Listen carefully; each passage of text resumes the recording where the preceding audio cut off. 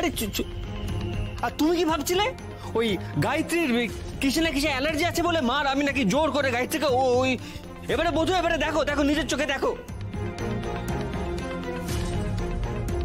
দুটো এক জিনিস নয় দাদা, দুটো এক জিনিস নয়। ওর গাল পুড়েছে, দুর্গামণির গলা ফুলেছে যেমনটা গায়ত্রীর হয়েছিল। আমারও গলা ফুলেছে। না টায়রা, তোমার গলা ফোলেনি। ভারী অদ্ভুত মেয়ে তো তুই টায়রা। এতক্ষণ বলছিলি দুর্গামণি নাকি নাটক করছে, আর এখন তুই নিজে। এইসব ঠিক নয় টায়রা। দুর্গামণির কষ্ট হলে ওর কথা তোমরা ভাবো, আর আমার কিছু কষ্ট হলে কেন এরকম মনে হয় টায়রা? কেন এরকম মনে হয়? এইভাবে ভাবিস না।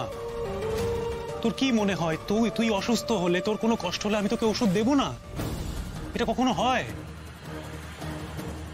আমি বেশ বুঝতে পারছি যে আমরা দুর্গামণিকে নিয়ে ব্যস্ত হচ্ছি বলে তুই আমাদের নজর টানার চেষ্টা করছিস, কিন্তু তুই বোঝার চেষ্টা কর টায়রা, দুর্গামণি সত্যি অসুস্থ। ওমা ওমা, আমার কথা শোন মা, তুই বরঞ্চ আমার ঘরে চল, সেখানে তো আর তোকে মা দেখতে পাবে না। আমার ঘরে চল মা, আমার ঘরে চল। হ্যাঁ হ্যাঁ চল দুর্গামণি, ঘরে চল ঘরে চল। আমার শরীর এখন ঠিক আছে, তোমরা যাও। কিন্তু একটা প্রশ্ন থেকেই যাচ্ছে, রান্নাঘরে চুন এলো কি করে? হ্যাঁ তাই তো, আমিও ঠিক এই কথাটাই ভাবছিলাম জানো, যে রান্নাঘরে চুনটা এলো কোথায়। থামো না, থামতে পারছো না?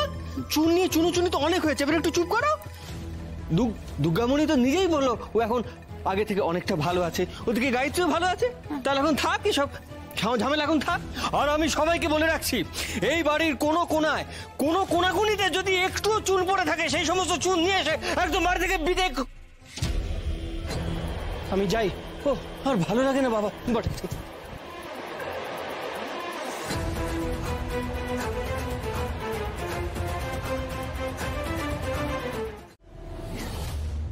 কি হ্যাঁ, কেউ তো কোথাও নেই।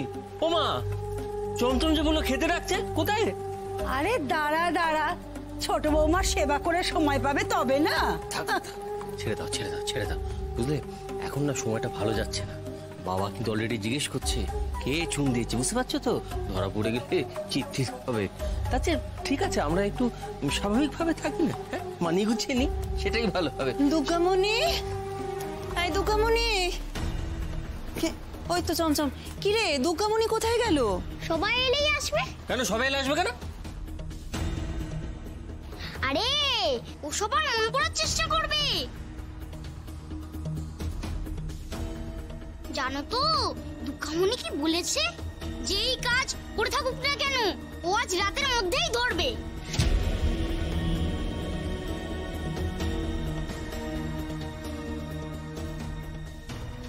কিরে তুই দাঁড়িয়ে রইলি কেন? যা যা, কি মেয়ে দুটোকে ডেকে নিয়ে আয়, যা যা। আর তুই আয় আমার সাথে।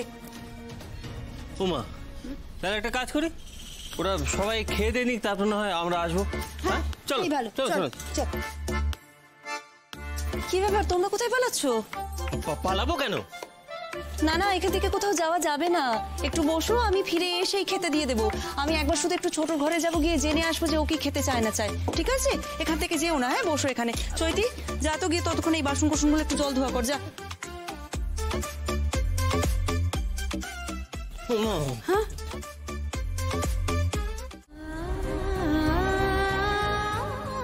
সেই কষ্টটা তো তুমি কমাতে পারবে না প্রকাশ। প্রথমবার মেয়ের জন্য জামা বানালাম, দিতে পারলাম না। দেখো একবার টায়রার মুখটা দেখো, দেখেছো তো কেমন মুখ কালো করে দাঁড়িয়ে আছে?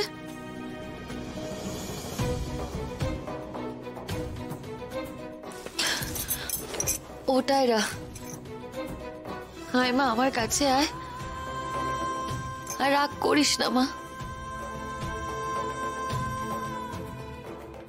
দেখ টায়রা, মাসিমণিকে তুই কতটা কষ্ট দিলি।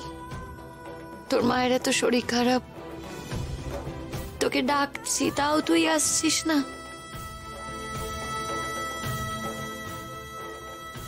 রাগ করে দাঁড়িয়ে আছিস কেন?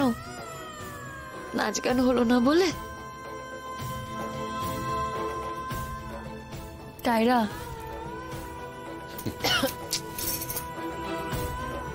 টায়রা শোন, রাগ করে না মা। আজকে অনুষ্ঠান হলো না তো কি হয়েছে, দেখবি একদিন আমি আর তোর বাবা মিলে আরেকটা অনুষ্ঠান করব। সেদিনকে মা মেয়ে মিলে গান করব, নাচ করব। হ্যাঁ, একদম মন খারাপ করিস না। আর তোকে দেখবি আমি একটা নতুন জামাও বানিয়ে দেবো। গায়ত্রী, এত কথা বলো না, তোমার গলা কিন্তু এখনো ফুলে আছে। আরে ঠিক আছে, আমি বুঝতে পারছি, তো আস্তে আস্তে ঠিক হচ্ছে। ও মা, মা রাগ করে না, দেখবি আমি আবার তোকে তোর পছন্দ মতো জামা বানিয়ে দেব। আমি আবার ফেলে দেব। ও মা গো, আমি এখানে আর কিছু ভাববো না। দুর্গামণি নিচে যেমন ঠাম্মাকে ধরে ফেললো, তেমন যদি আমাকেও ধরে ফেলে।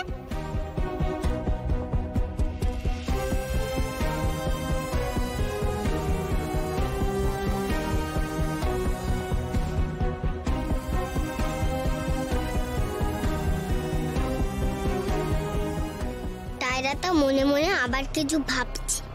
নিশ্চয়ই জামাটা নিয়ে ভাবছে। আমার দিকে না তাকালে বুঝবো কি করে আমি? ও টায়রা মা, বললাম তো আমি তোকে আরেকটা জামা বানিয়ে দেব। আচ্ছা, যেমন জামা বানিয়েছিলাম ঠিক সেরকম একটা জামা বানিয়ে দেব। কি সেরকমই তো? তোর তো ওই জামাটা পছন্দ হয়েছিল, তাই না? খুব পছন্দ হয়েছিল মা।